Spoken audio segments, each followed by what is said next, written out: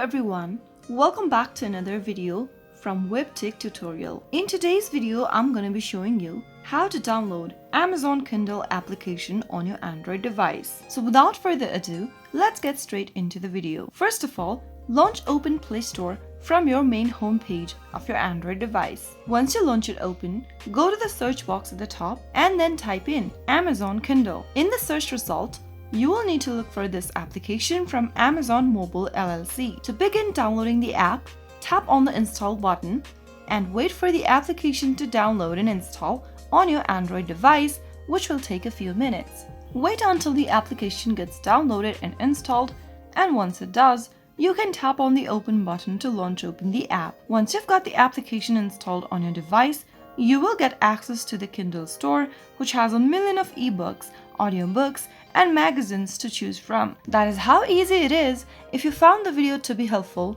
go ahead and give us a thumbs up. Don't forget to subscribe to our channel by hitting the subscribe button.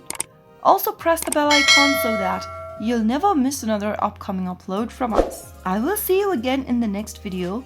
Goodbye till then.